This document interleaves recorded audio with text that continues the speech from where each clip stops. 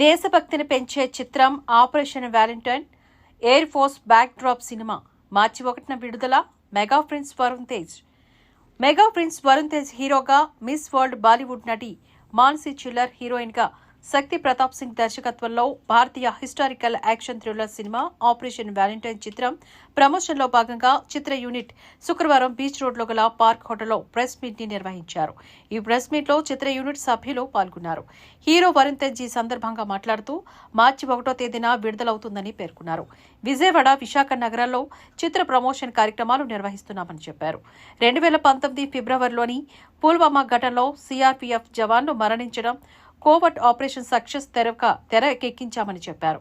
భారత్, పాకిస్తాన్ దేశాల మధ్య దాదాపుగా 50 ఏళ్ల తర్వాత జరిగిన వార్ వెనుక ఉన్న నిజమైన కథ సిఆర్పీఎఫ్ జవాన్ల మృత్యువాత పడడం కథనంతో రూపొందించిన చిత్రమని ఆయన వివరించారు. యాంగిల్ అనమాట.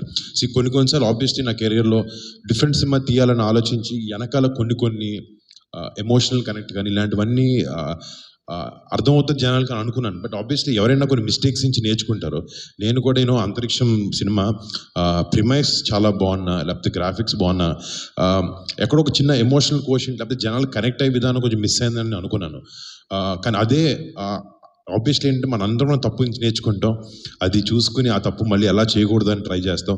బట్ అదే మిస్టేక్స్ మేము డిటెక్ట్ చేసి దీనివల్ల ఈ మిస్టేక్ అయింది, దీనివల్ల జనాలు కనెక్ట్ అయిపోయారు. అంటే నేను మొన్న కూడా చెప్పింది ఏంటంటే, ఒక మంచి సినిమా జనాలు రిజెక్ట్ చేయరు. కలెక్షన్స్ అటు ఇటు కొంచెం రావచ్చు, సీజన్ బట్టి, హాలిడేలు బట్టి ఏదన్నా.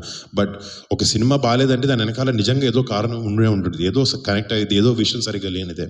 బట్ ఆ విషయాలు ఏవి మీరు అన్నట్టు ఇందాక అట్లీస్ట్ నా ప్రీవియస్ ఎక్స్పీరియన్సెస్ నుంచి రెక్టిఫై చేసుకుని అవి జరగకుండా ఎమోషన్ అనేది స్ట్రాంగ్గా ఉండాలని అదే మిస్ అయింది అని అనుకున్నాం 2-3 సినిమాలో. కానీ ఈ నేపథ్యం ఎయిర్ ఫోర్స్ అయినా కూడా ఎమోషన్ అనేది సినిమాలో డ్రైవ్ చేసే దేశభక్తి అనే ఎమోషన్ చాలా స్ట్రాంగ్గా ఉంటుంది. ప్రతి భారతీయుడికి, ప్రతి ఒక్కరికి కనెక్ట్ అయ్యేలా ఉంటుందనే ఉద్దేశంతో నమ్మకంగా చేసిన సినిమాని.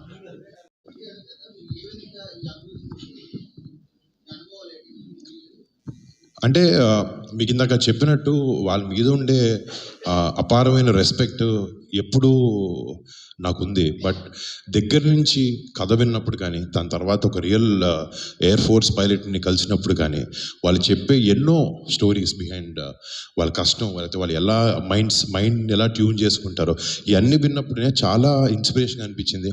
అంటే నిజంగా మనందరం లైఫ్లో చాలా చేసి చాలా ఫీల్ అవుతూ ఉంటాం.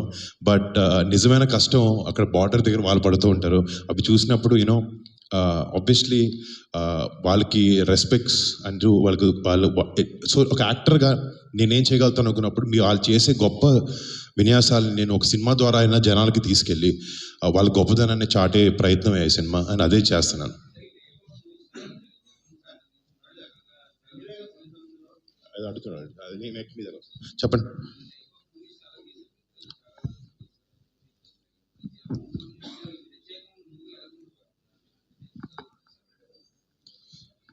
అంటే మన తెలుగులో ఎయిర్ ఫోర్స్ సినిమా ఇప్పుడు రాలేదండి. అంటే డెఫినెట్గా ఆర్మీ ఎలా జరుగుతుందనే ఒక ఐడియా మనకుంది. లేకపోతే నేను అప్పుడు కంచేర్ సినిమా చేసినప్పుడు బేసిక్ ఐడియా ఉంది. ఇప్పుడు మనకి ఇక్కడ వైజాగ్లో కానీ ఎప్పుడైనా ఎయిర్ షోస్ జరిగినప్పుడు మన కింద నుంచి చూసి ఇలా జరుగుతుందని నాకు ఆశ్చర్య గురవుతాం.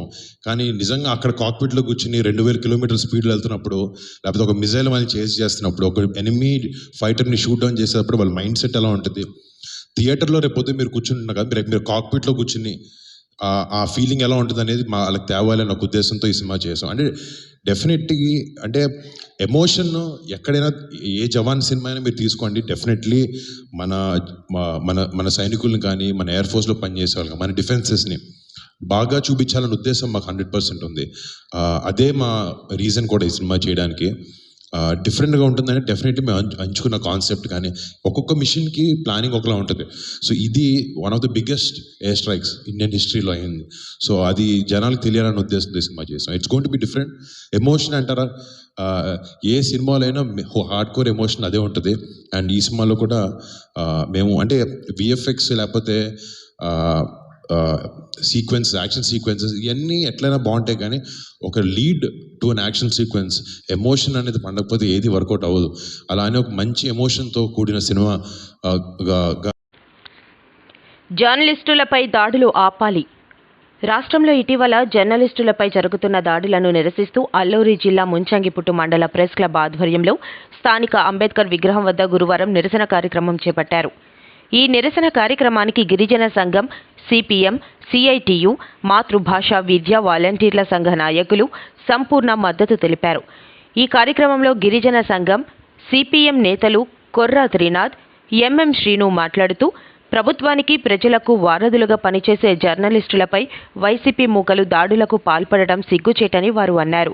ప్రజా సమస్యలను వెలికితీసి సమస్యలు పరిష్కారానికి అహర్నిశలు కృషి చేస్తున్న ప్రింట్ అండ్ ఎలక్ట్రానిక్ మీడియా జర్నలిస్టులపై దాడికి పాల్పడిన వైసీపీ మూకలను కఠిన చర్యలు తీసుకోవాలని వారు డిమాండ్ చేశారు.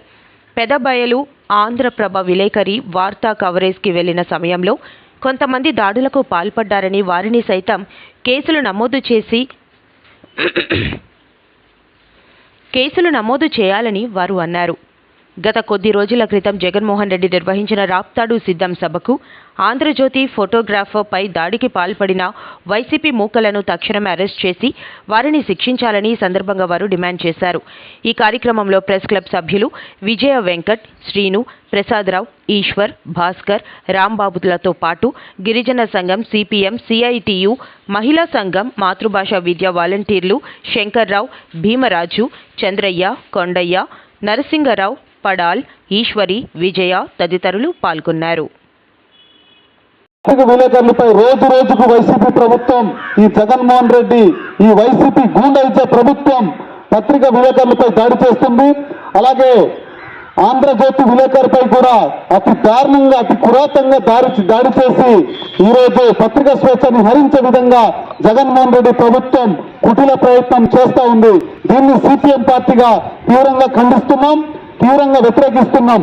అదేవిధంగా పెదబైల్లో ఆంధ్రప్రభ విలేకర్ పై పూర్తిగా దాడి చేసి అక్కడ భయభ్రాంతులు గురి చేసినటువంటి దుర్మార్గమైనటువంటి ప్రభుత్వమైన ఉందంటే అది వైసీపీ ప్రభుత్వం, జగన్మోహన్ రెడ్డి ప్రభుత్వం. జగన్మోహన్ రెడ్డికి తొత్తులుగా పనిచేస్తున్నటువంటి వైసీపీ మూకలు, గూండాలు, రౌడీలుగా వ్యవహరిస్తా ఉన్నారు తప్ప ఈరోజు ఒక పత్రికా విలేకరులను చూడకుండా ఈరోజు దాడి చేయడం ఇది చాలా దుర్మార్గం.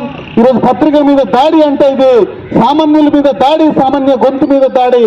ఈరోజు వైసీపీ చేస్తున్నటువంటి ఇసుక మాఫియా కావచ్చు, మైనింగ్ మాఫియా కావచ్చు, లేదా అవినీతి అక్రమాలు కావచ్చు, ఈరోజు అనేక రకాలుగా వెలికి ఆ లోపల జరుగుతున్నటువంటి అన్యాయాలను వెలికి తీసి బయట ప్రపంచానికి తెలియజేస్తున్నటువంటి పత్రిక ద్వారా తెలియజేసే పత్రిక విలేకరులపై ఇలా దాడి చేయడాన్ని తీవ్రంగా యావత్తు రాష్ట్ర వ్యాప్తంగా మేము సిపిఎం పార్టీగా ఖండిస్తున్నాం. ఇప్పటికే సిపిఎం పార్టీ రాష్ట్ర కార్యదర్శి గారు, సిపిఎం పార్టీ యంత్రాంగం రాష్ట్ర వ్యాప్తంగా అన్ని జిల్లా కేంద్రాల్లో నిరసన కార్యక్రమాలు తెలియజేస్తున్నాం.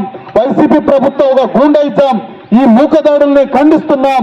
భవిష్యత్తులో ఇదే కొనసాగితే ఖచ్చితంగా వైసీపీ ప్రభుత్వం, వైసీపీ గూండాలను ఖచ్చితంగా సిపిఎం పార్టీగా మేమందరూ కూడా వ్యతిరేకిస్తూ తరిమి కొడతామని కూడా ఈ సందర్భంగా తెలియజేస్తున్నాం. కూడా ఈరోజు పత్రికా విలేకరుల మీద దాడిని సిపిఎం పార్టీ తీవ్రంగా ఖండిస్తుంది.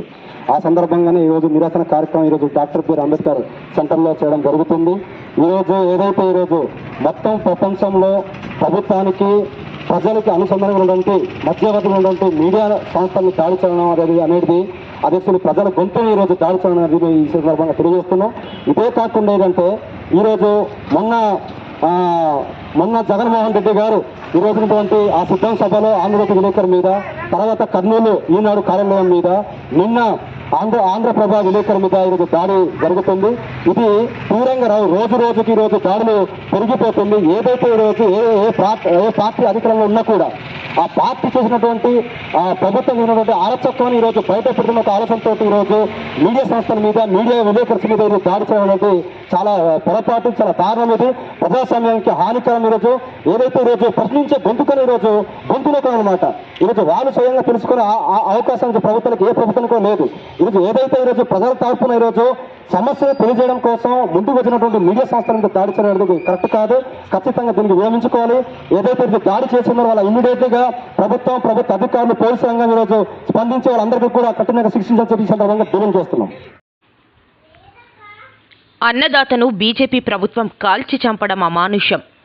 కేంద్ర హోంమంత్రి, హర్యానా ముఖ్యమంత్రి తక్షణమే రాజీనామా చేయాలి. దేశ ప్రజలకు అన్నం పెడుతున్న రైతులపై హర్యానా బీజేపీ ప్రభుత్వం కాల్పులు జరిపించి శుభ్ కరణ్ సింగ్ అనే రైతును పట్టుకున్నందుకు హర్యానా ముఖ్యమంత్రి ఎంఎల్ ఖట్టర్ నైతిక బాధ్యత వహిస్తూ కేంద్ర హోంశాఖ మంత్రి అమిత్ షా తక్షణమే రాజీనామా చేయాలని విశాఖ జిల్లా అఖిలపక్ష కార్మిక సంఘాల నాయకులు డిమాండ్ చేశారు. రైతులపై కాల్పులు, హత్యకు నిరసనగా దేశవ్యాప్తంగా నేడు అఖిలపక్ష కార్మిక సంఘాల ఆధ్వర్యంలో బ్లాక్ డే జరిగింది. దీనిలో భాగంగా విశాఖ జిల్లాలో జీవీఎంసీ గాంధీ విగ్రహం వద్ద బ్లాక్ డే కార్యక్రమం జరిగింది.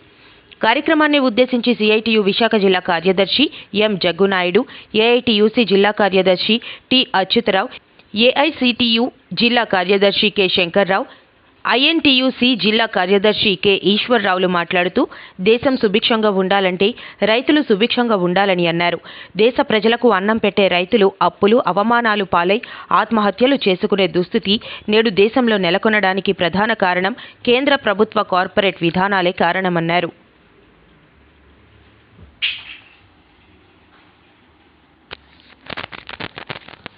సిఐటియు విశాఖ జిల్లా కార్యదర్శి, ఈ దేశానికి అన్నం పెట్టే రైతును బీజేపీ ప్రభుత్వం బలి తీసుకుంటూ ఉంది.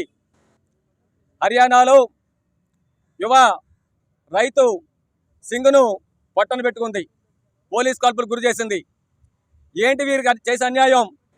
కేంద్రంలో మోడీ ప్రభుత్వం 3 రైతు వ్యతిరేక నల్ల చట్టాల నిరసనగా ఆ రోజు రైతాంగం పెద్ద ఎత్తున ఢిల్లీలో సంవత్సరం పైబడి పోరాటం చేస్తే ఆ సందర్భంగా కేంద్రం దిగొచ్చి రైతుల పంటలకు గిట్టుబాటు ధరలు కల్పిస్తాం అని చెప్పని ఒప్పందం చేసుకుంది. ఆ ప్రధాన ఒప్పందాన్ని సంవత్సర కాలం గడిచినా కానీ కేంద్రంలో మోడీ ప్రభుత్వం అమలు చేయలేదు, తొంగలో దొక్కింది. అందుకని ఆ ఒప్పందాన్ని అమలు చేయమని చెప్పని చలో ఢిల్లీ కార్యక్రమానికి రైతులు న్యాయబద్ధంగా ప్రజాస్వామ్యబద్ధంగా చలో ఢిల్లీ కార్యక్రమానికి పిలుపునిచ్చారు. పిలుపునిస్తే హర్యానా సరిహద్దులు దాటకుండా హర్యానా బీజేపీ ప్రభుత్వం వారి మీద కక్షబోని పోలీసులు ఉపయోగించి, బాష్పాయోగాలు ఉపయోగించి, రబ్బర్ బుల్లెట్లు ఉపయోగించి పోలీస్ కాల్పులు జరిపించి రైతును పట్టబెట్టుకుంది. అంటే దేశానికి అన్నం పెట్టే రైతుకి ఈరోజు హాని చేస్తూ ఉంది. ఈ దుర్మార్గమైన చర్యని సిఐటియు, ఏఐటిసి తదితర అఖిలపక్ష కార్మిక సంఘాలు, ప్రజా సంఘాలు తీవ్రంగా ఖండిస్తున్నాయి. ఈ ద్రోహానికి వ్యతిరేకంగా, ఈ కూనీతత్వానికి వ్యతిరేకంగా దేశవ్యాప్తంగా ఈరోజు నిరసన కార్యక్రమం చేపట్టాలని భావించాం. ఎవరైతే పోలీస్ అధికారులు రైతు మీద కాల్పులు పురుగొల్పారో 302 సెక్షన్ ప్రకారంగా కేసు నమోదు చేయాలి. ఏమాత్రం కేంద్ర హోంశాఖ మంత్రికి బాధ్యత ఉన్నా సరే దీన్ని నైతిక బాధ్యత వహించి రాజీనామా చేయాలి. అలాగే హర్యానా ముఖ్యమంత్రి ఖట్టర్ ఖచ్చితంగా రాజీనామా చేయాలని చెప్పని మేము డిమాండ్ చేస్తూ ఉన్నాం. దీంతోపాటు హత్యకు గురైనటువంటి రైతు ఎవరైతే ఉన్నారో కుటుంబానికి ₹1 కోటి నష్టపరిహారం చెల్లించాలి. దీంతోపాటు కేంద్ర ప్రభుత్వం గతంలో ఇచ్చిన హామీ ప్రకారంగా స్వామినాథన్ కమిటీ సిఫార్సుల ప్రకారంగా స్వామినాథన్ గారికి ఏమొచ్చి భారతరత్న అవార్డు ప్రకటిస్తారు. రెండో వైపు నుంచి స్వామినాథన్ కమిటీ సిఫార్సు చేసింది ఏమని, రైతులు ఆత్మహత్యలు చేసుకుంటున్నారు, వాళ్ళ పంటల పెట్టుబడి పెరిగిపోయింది, గిట్టుబాటు ధర లేక అప్పులు పాలైపోయి అవమానాలు భరించలేక ఆత్మహత్యలు చేసుకుంటున్నారు. ఈ దేశాలు రైతాంగం సుభిక్షంగా ఉండాలంటే, దేశం సుభిక్షంగా ఉండాలంటే రైతుల పంటకు వాళ్ళ రైతుల కృషి, వాళ్ళ శ్రమ, దాని పెట్టుబడి అదనంగా 50% కలిపి గిట్టుబాటు నిర్మించాలని చెప్పని స్వామినాథన్ కమిటీ సిఫార్సు చేసింది. నీకు ఏమాత్రం స్వామినాథన్ కమిటీ సిఫార్సు మీద గౌరవం ఉన్నా సరే కేంద్రంలో మోడీ ప్రభుత్వం తక్షణమే ఆయన సిఫార్సులు అమలు చేయాలి, రైతుల పంటలకు గిట్టుబాటు ధరలు కల్పించాలని డిమాండ్ చేస్తున్నాం. మీరు కానీ ఈ హత్యలు లేకపోతే, రైతుల హత్యలు లేకపోతే ఖచ్చితంగా మోడీ ప్రభుత్వానికి, హర్యానా బీజేపీ ప్రభుత్వానికి ఖచ్చితంగా ప్రధానికం సరైన గుణపాటు చెప్పదని మేము హెచ్చరిస్తున్నాం. ఈ దుర్మార్గ చర్యని ఈ దేశంలో ఉన్నటువంటి అన్ని రాజకీయ పార్టీలు ప్రభుత్వాన్ని ఖండించాలని డిమాండ్ చేస్తున్నాం. రాష్ట్ర ప్రభుత్వానికి కూడా బాధ్యత ఉంది. మీరు కూడా మన రైతాంగం మీద జరుగుతున్న హత్యల మీద వెంటనే స్పందించి కేంద్రం ఒత్తిడి తీసుకొచ్చి ఈ దాడిని ఖండించమని చెప్పని మేము డిమాండ్ చేస్తూ ఉన్నాం. హలో, నా పేరు డాక్టర్ సునీత. నేను వచ్చి ఆస్ట్రేలియాలో జనరల్ ప్రాక్టీషనర్గా పనిచేస్తున్నాను. నేను నా హస్బెండ్ డాక్టర్ సురేష్ దొరైస్వామి. మేమిద్దరము ఆస్ట్రేలియాలో 24 years నుంచి ఉంటున్నాము. But I'm born in Hyderabad, but I brought up in Tirupati. మా నాన్న బత్తల శివప్రసాద్ అడ్వకేట్ తిరుపతిలో, but he's not there anymore. So రీసెంట్గా మాకు వచ్చి 7 plots ఉన్నాయి. నాకు నా హస్బెండ్కి 4 plots. తర్వాత మా బ్రదర్ యూఎస్ఏలో ఉంటాడు, he's an engineer in USA, and తనకి 3 plots. సో నాది నా హస్బెండ్ది 240 అంకణమ్స్ టోటల్గా. ఇది వచ్చి కైకాల చెరువు సర్వే నెంబర్ 1లో ఉన్నాయి. సో దాన్ని కంచిరాము అని ఆయన వెంకట సుబ్బయ్య కొడుకు అంట, కంచిరాము ఆయన దౌర్జన్యంగా లాస్ట్ ఇయర్ ఆక్రమించాడు 2023లో. ఈ విషయం తెలిసి అది కూడా వచ్చేసి మొత్తం వాల్ కన్స్ట్రక్ట్ చేసేసాడు. So with in a span of just 1 week. ఆ తర్వాత మాకు తెలిసి నేను పరిగెత్తుకుంటా వచ్చి ఇండియాకి వచ్చాను ఆగస్ట్లో వచ్చి మాట్లాడినప్పుడు, ఇన్ఫ్యాక్ట్ కంచిరాము నేను ఒకే స్ట్రీట్లో పెరిగాము. అప్పుడు వచ్చినప్పుడు ఇది నాది అని చేత చెప్పాడు. నేను డాక్యుమెంట్స్ అన్ని చూశాను. తర్వాత నేను Maheshwar Reddy sir which is CI అప్పుడు అక్కడికి వెళ్ళాను, కంప్లైంట్స్ చేశాను. అప్పుడు బయటపెట్టిన విషయం ఏంటంటే, ఎవరు కంచిరాము బయటపెట్టిన విషయం ఏంటంటే, సబ్ డివిజన్ జరిగిపోయింది నాకు 17th May 2022లో నాకు సబ్ డివిజన్ జరిగింది అని ఒక డాక్యుమెంట్ సిఐ సార్ ముందు ప్రొడ్యూస్ చేశాడు. ఆ విషయం మాకు అసలు తెలియదు. సబ్ డివిజన్ ఎలా చేస్తారు, మాకు అన్ని ఆ ప్లాట్స్ మా పొజిషన్లో ఉన్నప్పుడు, the plots was not under Ramu's position, the plots were under our position, the Kaikala Cheruvu plot owners పొజిషన్లో ఉన్నప్పుడు how can the revenue department do subdivision? It is illegal. మాకెవరికి ఇన్ఫర్మేషన్ కూడా ఇవ్వలేదు. when you do a subdivision, you have to inform everybody and everybody has to agree for the survey, which has not been done.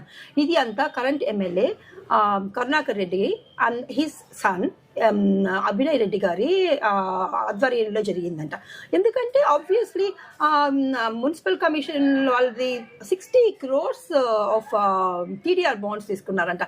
ఈ sub division చేసుకొని కంచిరాము ఆ sub డివిజన్ని తనది అని claim చేసుకొని, ఆ రోడ్ అంతా తనది అని క్లెయిమ్ చేసుకొని అది పోయి 60 crores తీసుకున్నారంట. ఇంతకీ ఆ 60 crores వచ్చి అసలు ఆ ల్యాండ్ కంచిరాముది కానే కాదంట. That land for which the road TDR bonds have been given is owned by T. Srihari Reddy. ఆయన వచ్చి వాళ్ళిద్దరిది కేసు జరుగుతుంది కోర్టులో. ఓకే, సో ఎలా చేస్తారు? ఏమి వెరిఫికేషన్ చేసుకోకుండా? అంటే ఎమ్మెల్యే గారు ఏది చెప్పినా జరిగిపోవాల్సిందేనా? నేను తిరుపతిలోనే పుట్టి పెరిగాను. ఇన్ని సంవత్సరాల్లో ఈ కరెంట్ ఎమ్మెల్యే గారు చేసే ఇప్పుడుండేంత దౌర్జన్యం, ఇప్పుడుండేంత కబ్జాలు నేను ఇప్పటి వరకు చూడనే లేదు. ఇంత అన్యాయం ఎలా జరుగుతుంది? సరే, coming to the point again, back to the point again. నేను వచ్చి ఆగస్ట్లో వచ్చి ప్రతి ఒక్కరి దగ్గరికి పోయాను, అన్ని చోట్లకి పోయి ఇదిగోండి సబ్ డివిజన్ ఎలా చేస్తారని ప్రతి ఒక్కరికి లెటర్స్ రాసి అర్జీలు ఇచ్చి అన్ని పోయాను. అర్జీలు ఇచ్చిపోతే అందరూ అప్పటికప్పుడు వాళ్ళు అందరూ. కానీ ఒక విషయం ఐ హ్యావ్ టు అప్రిషియేట్ జేసీ గారు కానీ, ఆ తర్వాత ఇప్పుడు ఇంకొక సార్ ఉన్నారు ఏఈ సారు, వీళ్ళందరూ కూడా నేను ఇచ్చిన రిక్వెస్ట్కి రెస్పాండ్ అయ్యి వాళ్ళు అప్పటికప్పుడు మళ్ళీ అన్ని ఇన్వెస్టిగేషన్స్ చేసి అందరూ మళ్ళీ మా ప్లాట్ ఓనర్స్ మేమందరం వెళ్ళి కలెక్టర్ సార్ని కలిసి, అప్పుడు నేను దాంట్లో లేదు because I was in Australia, but then మిగతా ప్లాట్ ఓనర్స్ అందరూ వెళ్ళి కలెక్టర్ సార్ని రిక్వెస్ట్ చేస్తే కలెక్టర్ సార్ మళ్ళీ జేసీ సార్ పర్సనల్గా వచ్చి అంద సిబ్బందిని వేసుకుని వచ్చి అన్ని ఇన్వెస్టిగేషన్స్ చేసి this went on for 3 to 4 months అండి. 3 to 4 months జేసీ గారు అందరి దగ్గర ఇన్ఫర్మేషన్ తెప్పించి మళ్ళీ సర్వేలు చేయించి డిఐ దగ్గర సర్వేలు చేయించి అన్నీ చేసి then he gives the judgement. JC కోర్టులో వాయిదాలుగా జరిగి వాయిదాలు వచ్చి ఎవ్రీ మంత్ జరిగిందండి. Because Kanchiramu and his advocate Adinarayana గారు వీళ్ళందరూ కలిసి మాకు ఇప్పుడు ఇంకా టైం కావాలని చెప్పి నెలలు చేశారండి. ఓకే, అన్ని ఓపిక్గా జేసీ గారు అన్ని సార్లు వాయిదాలు ఇచ్చారు. సో మేమందరం ఫ్రస్ట్రేట్ అవుతున్నా కూడా జేసీ గారు లేదమ్మా అందరికీ కరెక్ట్ న్యాయం జరగాలంటే వాళ్ళు అడిగిన టైం ఇవ్వాలి అని చెప్పి అంత టైం ఇచ్చారు వాళ్ళకి. ఓకే, అంత టైం ఇచ్చి చేస్తే కూడా మళ్ళీ ఇప్పుడు ఏం చెప్తున్నాడు, కోర్టులో చేసి చూసి 20 pages ఆర్డర్ ఇచ్చారు జేసీ గారు. 20 pages దట్ మేమే Kaikala Cheruvu plot ఓనర్సే right correct, మావే డాక్యుమెంట్స్ కరెక్టు అని 20 pages ఇచ్చారు. అంత పెద్ద ఆర్డర్ని తీసుకొని కూడా తర్వాత మళ్ళీ పోయి కంచిరాము వీళ్ళు ఏం చేశారు, ప్లాట్ ఓనర్స్ కొంచెం డిలే చేశారు. ఈ కంచిరాము మళ్ళీ పోయి హైకోర్టులో స్టే తెస్తారు. I don't understand how the judge also can give. దాంట్లో పేపర్లో ఏం రాస్తున్నారంటే ఆ జడ్జిమెంట్ స్టే ఆర్డర్లో ఏముందంటే ఏంటంటే prima facie is acceptable because 1 డేలో ఇప్పుడు వాళ్ళ లాయర్ ఏం చెప్పాడంట, 1 డేలో జేసీ గారు ఆర్డర్ ఇచ్చేశాడు అనేసి. హౌ ఈజ్ ఇట్ పాసిబుల్ అండి? How is it possible to give order in 1 day? It's not possible. JC గారు స్టెప్ బై స్టెప్ చేశారు. ఒకవేళ జడ్జి గారు గాన ఆ రోజుగా నాకు చేసేసి ఉంటే అది చూసుంటే సరిపోయేది. కానీ ఇప్పుడు ఏమైంది, వాడు స్టే తెచ్చుకున్నాడు. స్టే తెచ్చుకొని మళ్ళీ కన్స్ట్రక్షన్ స్టార్ట్ చేస్తున్నాడు మా దాంట్లో. అదేమంటే ఇప్పుడు నాకు స్టే ఉంది అని చెప్తున్నాడు. ఇది ఇంకెన్ని సంవత్సరాలు మేము ఇలా పోరాడాలండి? మీరు చెప్పండి, ఎన్ని సంవత్సరాలు మేము పోరాడాలి? ఈసారి మేము ఏం చేసాము, ఆస్ట్రేలియా నుంచి మళ్ళీ 2 రోజుల ముందు తెలిసింది నాకు ఈ విషయం. మళ్ళీ నేను ఒక డాక్టర్, జనరల్ ప్రాక్టీషనర్, అన్ని అపాయింట్మెంట్ క్యాన్సిల్ చేసి, నాకు ఒక కొడుకున్నాడు, 12th క్లాస్ చదువుతున్నాడు, వాటి ఇది ఫైనల్ ఇయర్. నేను గబగబా వంటలు చేసి వాళ్ళిద్దరికి, నా హస్బెండ్కి చేసి పరిగెత్తుకుంటా వచ్చి చెయ్యాలి. ఏంటండి, ఏమి అన్యాయం జరుగుతుంది అసలు? కబ్జాలకు కూడా ఒక హద్దు లేదా? పక్కాగా మా పక్క ఉంటే ఎమ్మెల్యే గారు సపోర్ట్ అంటారు, ఊరికంటే చాలు ఎమ్మెల్యే గారు సపోర్ట్ అంటారు. ఏంటి ఎమ్మెల్యే గారు సపోర్టు? అన్యాయానికి ఒక హద్దే లేదా? ఇప్పుడు పక్కాగా మా పక్క ఉంది. ఏంటి ఈ కంచిరాము చెప్పేది ఏంటంటే, ఆ జడ్జి గారు చూడు, కంచిరాము చెప్పేది ఏంటండి, ఏంటి పేపర్లో ఏముంది అది, అగెయిన్స్ట్ ఉండండి చూపిస్తాను. ఏంటంటే అగెయిన్స్ట్ స్టేట్ రెవెన్యూ. ఒక్క నిమిషం, ఈ పేపర్లో ఎక్కడుంది? స్టేట్ రెవెన్యూలో ఉండే మొత్తం అందరి మీద ఆయన కేసు అంట. ఏంటంటే వీళ్ళందరూ తప్ప, state of Andhra Pradesh, district collector, joint collector, revenue divisional officer, tahsildar, ఈ శ్రీహరిరెడ్డి, కైకాల్ చెరుకు, వీళ్ళందరూ తప్పు. నీ తాటాకు చప్పలకి ఇక్కడ ఎవరు కుందేళ్లు కాదు, బెదరటాకి. వాళ్ళ నీ భాగవతం ప్రజలు చూస్తున్నారు. కుమ్మరగూడెంలోనో లేదా బైపాస్ రోడ్లోని వైఎస్ఆర్ కాలనీ వాళ్ళు, కేంద్రీయ విద్యాలయం ముందు ఉన్నటువంటి వైఎస్ఆర్ కాలనీ వాళ్ళు, లేదా ఇవాళ ఈ గ్రామాల్లో ఉన్నటువంటి 11, 12, 13 గ్రామాల్లో ఉన్నటువంటి నిరుపేద బీసీ, ఎస్సీ, ఎస్టీ రైతాంగం కానీ నువ్వు చేసేటువంటి ద్రోహాలు, పాపాలు, ఏ రకంగా ఈ పనులు కానివ్వకుండా ఉంటాయి, నువ్వు చేసేటువంటి పనులు, ఈ సిగ్గులేనితనాన్ని చూసి జాలిపడే పరిస్థితి నాది. ఇవన్నీ కూడా నీలాంటి తాటాకు చప్పుళ్ళకి, నీ ఉడతూపుళ్ళకి ఇక్కడ ఎవడు భయపడేవాడు లేడు. ఏ అధికారి భయపడ్డో, ప్రజలకి అర్హత కలిగిన ప్రతి పేదవాడికి న్యాయం జరిగే వరకు కూడా, చివరి క్షణం వరకు కూడా పనిచేస్తానే ఉంటాం అనేది నీకు చెప్తున్నాను. పెదపట్నం వాళ్ళకి ఎప్పుడన్నా పట్టాలు ఇచ్చావా? అమ్ముకోవడం తప్పితే నువ్వు నీ తాబేర్లు కలిసి మొత్తం అమ్ముకోవటమే కదా పెదపట్నం అంతా. ఎవరికి అమ్మారు? రాజులుగా, కాపులుగా, డబ్బున్న వాళ్ళందరికీ, వెస్ట్ గోదావరి వాళ్ళకి, ఈస్ట్ గోదావరి వాళ్ళకి వచ్చాక ఒక్కటి ఏమన్నా బయట వాడిని తవనిచ్చామా? ఇవాళ పట్టాలు ఇచ్చాం. ఖాళీగా ఉన్న ప్రతి భూమి పెదపట్నంలో పొలం పంచిపెట్టాం. ఎంత ఉంటే అంత. కానూరు వాళ్ళకు కూడా రేపు పట్టాలు పంచి పెడుతున్నాం. ఏం చెప్పే 14 ఎన్నికల్లో అది ఎంత అమ్ముకున్నాడు ఎవడు? పెద్ద పెద్ద సొల్లుగోవులు చెప్తా నీ ఎంబడి తిప్పుకున్నావు. బట్టబొరాడు నోట్లు అప్పులు ఇచ్చి, అత్యధిక రేటుకి వడ్డీకి అప్పులు ఇచ్చి, మత్స్యకారులందరితో, గంగపుత్రులందరితో నోట్లు రాయించుకుని వాళ్ళ తాతలకి, తండ్రులకి ఇచ్చినటువంటి పట్టాలన్నీ కూడా అతను అమ్మేసి ఆ డబ్బులని బాకీల కింద జమేసుకుని, నువ్వు అతను కలిసి 14లో మళ్ళీ ఏం చెప్పారు? మేము పట్టాలు ఇప్పిస్తాం కానూరు అన్నారు. 14 నుంచి 19 దాకా పట్టాలు ఇప్పించారా? ఎందుకు ఇప్పించలా? మత్స్యకారులను మరి ఏం చేసావు నువ్వు? సొంత వాళ్ళని కూడా మోసం చేసావా, దాగా చేసావా? ఇవాళ వాళ్ళందరికీ కూడా 30 సెంట్లు రాని, 40 సెంట్లు రాని, ఎంత అంటే అంత ఆ ఊళ్ళో ఉన్నటువంటి నిరుపేదలందరూ కూడా పట్టాలు పంచి పెడుతున్నాం, పంచి పెట్టబోతున్నాం. చివరి క్షణం వరకు పేరు నాని పని చేస్తాను ఉంటాడు. తప్పేంటి? నీలాగా మోసం చేస్తే, దగా చేస్తే తప్పు కానీ, మోసం చేస్తే, దగా చేస్తే తప్పు కానీ, దొంగ కొబ్బరికాయలు కొడితే తప్పు కానీ, కళ్ళ ముందు పని జరుగుతుంది కదా. కొబ్బరికాయ కొట్టిన 10 నిమిషాల నుంచే పని జరుగుతుంది కదా. ఇవాళ పేరుని కృష్ణమూర్తి అనే అతను కొబ్బరికాయ కొట్టిన ప్రతి చోట పని జరుగుతుందా, పని జరగట్లేదా?